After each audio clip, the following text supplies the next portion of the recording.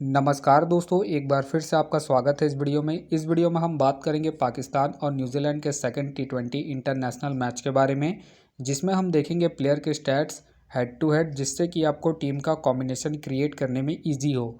तो चलिए हम वीडियो को स्टार्ट करते हैं। सबसे पहले हम बात करेंगे वेन्यू जो है राहुलपिंडी क्रिकेट स्टेडियम। वही बात करें पिच की, तो ध्यान रहे पिच बैटिंग फ्रेंडली है। प्लस इस वेन्यू में आप वैसे ही बॉलर्स को पिक करके चले जो बॉलिंग में वेरिएशन स्लोअर या फिर कटर डालते हो, वैसे ही बॉलर्स को आप पिक करके चले। बाकी देखा जाए इस वेन्यू का जो एवरेज स्कोर है फर्स्ट इनिंग में ध्यान रहे 160 के आसपास है। बाकी किसी भी टीम को इस वेन्यू में स्टार्टिंग अच्छी मिलती है तो यहाँ आपको 180 से 200 प्लस के भी स्कोर बनते हुए दिख सकते हैं। तो चलिए अब हम बात करते हैं दोनों ही टीमों के प्लेयर के स्टैट्स और हेड टू हेड। तो सबसे पहले हम बात करेंगे पाकिस्तान के प्लेयरों के स्टैट्स के बारे में। तो सबसे पहले आपको दिखेंगे बाबर आजम का देखा जाए रिसेंटली जो परफॉर्मेंस है बैटिंग से ठीक ठाक है। बाकी अगर आप इसे रोटेट कर रहे हैं तो आप इसे फर्स्ट इनिंग हो या फिर सेकंड इनिंग हो, दोनों इनिंग में रोटेट करके चल सकते हैं। बाकी इनका देखा जाए head to head plus venue में जो परफॉर्मेंस है बैटिंग से बेहतरीन है, प्लस इनका रिसेंट फॉर्म भी ठीक ठाक है। उसके बेस पे आप इसे रोटेट करके चल सकते हैं। वही बात करें शेम अयूब का देखा जाए रिसेंटली जो परफॉर्मेंस है बैटिंग से ठीक ठाक है। बाकी अगर आप इसे रोटेट कर रहे हैं तो आप इसे सेकंड इनिंग में ही ट्राई करें जब पाकिस्तान सेकंड बैटिंग करेगी उस केस में। बाकी ध्यान रहे हेड टू हेड में जो इनका परफॉर्मेंस है बैटिंग से डिसेंट है, तो आप इसे फर्स्ट इनिंग में ड्रॉप करके चल सकते हैं जब पाकिस्तान फर्स्ट बैटिंग करेगी उस केस में। वही बात करें रिजवान का देखा जाए रिसेंटली जो परफॉर्मेंस है बैटिंग से अप एंड डाउन है। बाकी अगर आप इसे रोटेट कर रहे हैं तो आप इसे फर्स्ट इनिंग हो या फिर सेकंड इनिंग हो, दोनों इनिंग में रोटेट करके चल सकते हैं क्योंकि ये आपको कीपिंग के साथ साथ बैटिंग से भी अच्छा खासा पॉइंट देंगे। बाकी इनका देखा जाए head to head plus venue में जो परफॉर्मेंस है बैटिंग से ठीक ठाक है, उसके बेस पे आप इसे रोटेट करके चल सकते हैं। वही बात करें उस्मान का देखा जाए रिसेंटली जो परफॉर्मेंस है बैटिंग से बेहतरीन है। बाकी अगर आप इसे ट्राई कर रहे हैं तो आप इसे फर्स्ट इनिंग में ही ट्राई करें जब पाकिस्तान फर्स्ट बैटिंग करेगी उस केस में। बाकी ध्यान रहे वेन्यू में जो उनका परफॉर्मेंस है बैटिंग से बेहतरीन है, उसके बेस पे आप इसे फर्स्ट इनिंग में ही रोटेट करें जब पाकिस्तान फर्स्ट बैटिंग करेगी उस केस में। वही बात करें इफ्तियार अहमद का देखा जाए रिसेंटली जो परफॉर्मेंस है बैटिंग से अप एंड डाउन है। बाकी अगर आप इसे रोटेट कर रहे हैं तो आप इसे उसी केस में रोटेट करें जब आपको लगे कि पाकिस्तान के टॉप ऑर्डर के विकेट जल्दी गिरेंगे उसी केस में। वही बात करें इरफान खान का देखा जाए रिसेंटली जो परफॉर्मेंस है बैटिंग से अप एंड डाउन है।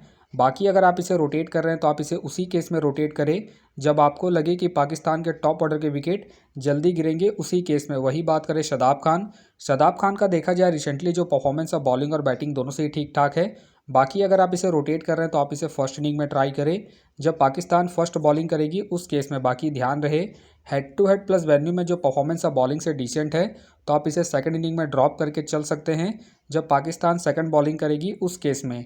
वही बात करें शाहीन अफरीदी का देखा जाए रिसेंटली जो परफॉर्मेंस है बॉलिंग और बैटिंग दोनों से ही ठीक ठाक है।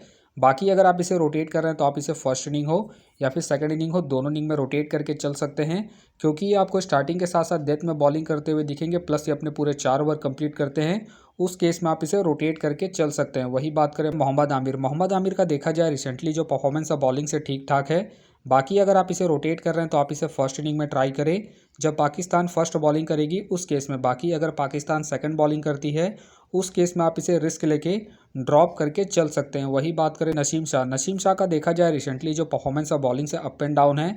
बाकी अगर आप इसे रोटेट कर रहे हैं तो आप इसे सेकंड इनिंग में ट्राई करें जब पाकिस्तान सेकंड बॉलिंग करेगी उस केस में। बाकी इनका देखा जाए हेड टू हेड में जो परफॉर्मेंस है बॉलिंग से डिसेंट है, तो आप इसे ड्रॉप करके चल सकते हैं। वही बात करें अबरार अहमद का देखा जाए रिसेंटली जो परफॉर्मेंस है बॉलिंग से ठीक ठाक है।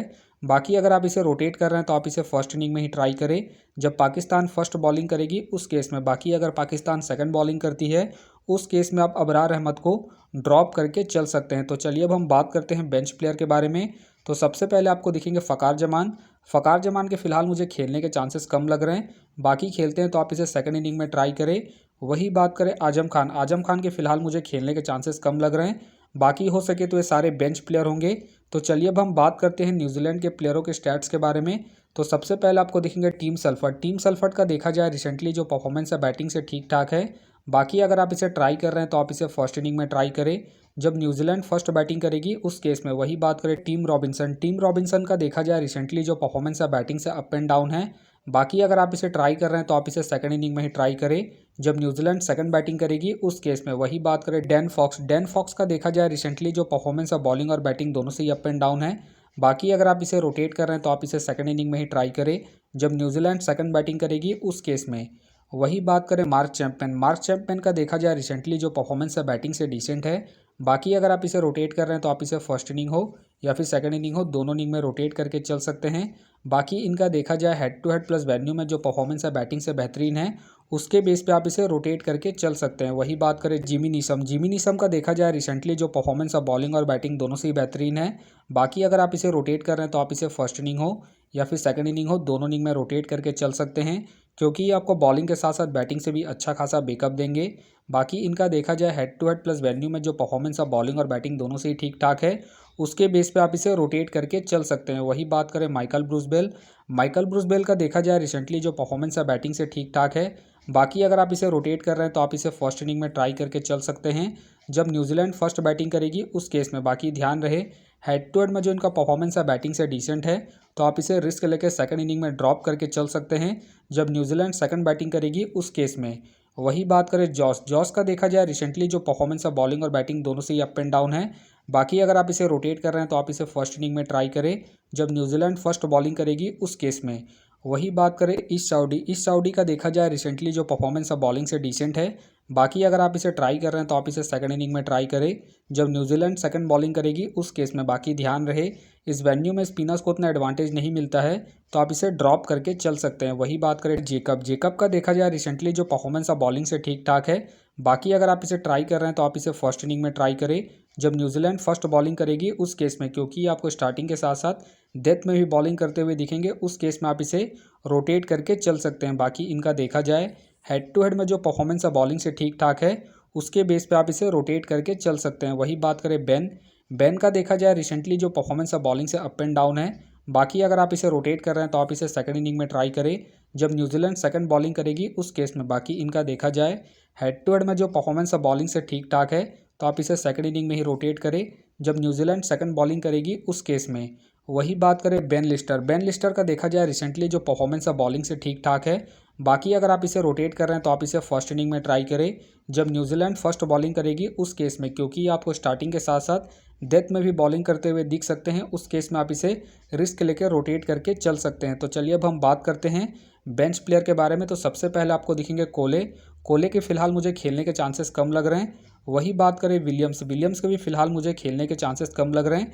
बाकी हो सके तो ये सारे बेंच प्लेयर होंगे। तो आप देख सकते हैं इस प्रकार से दोनों ही टीमों के प्लेयर के स्टैट्स हैं, हेड टू हेड है, जिससे कि आपको टीम का कॉम्बिनेशन क्रिएट करने में ईजी हो। तो चलिए हम एक नज़र डालते हैं डेमो टीम पर। तो आप देख सकते हैं इस प्रकार से डेमो टीम क्रिएट हो गया है। बाकी ध्यान रहे अगर पाकिस्तान फर्स्ट बैटिंग करती है उस केस में आप रिस्क लेके सैम अयूब को ड्रॉप करके इफ्तियार या फिर उस्मान खान को रोटेट करके चल सकते हैं। तो चलिए हम एक नज़र डालते हैं कॉमन कैप्टन वाइस कैप्टन जो सभी फैंटेसी यूज़रों की टीम में आपको देखने को मिलेंगे। तो सबसे पहले आपको मिलेंगे बाबर आजम मिलेंगे, रिजवान मिलेंगे और साथ में आपको शाहीन अफरीदी देखने को मिल सकते हैं। बाकी आपको डिफरेंशियल ट्राई करना है, आप जिमी नीशम को ट्राई करके चल सकते हैं, मार्क चैंपियन को ट्राई करके चल सकते हैं और साथ में आप टीम सल्फर्ड को फर्स्ट इनिंग में ट्राई करके चल सकते हैं जब न्यूजीलैंड फर्स्ट बैटिंग करेगी उस केस में। तो आप देख सकते हैं इस प्रकार से दोनों ही टीमों के प्लेयर के स्टैट्स हैं, हेड टू हेड है, जिससे कि आपको टीम का कॉम्बिनेशन क्रिएट करने में ईजी हो। तो उम्मीद करता हूँ कि ये वीडियो आपको पसंद आया।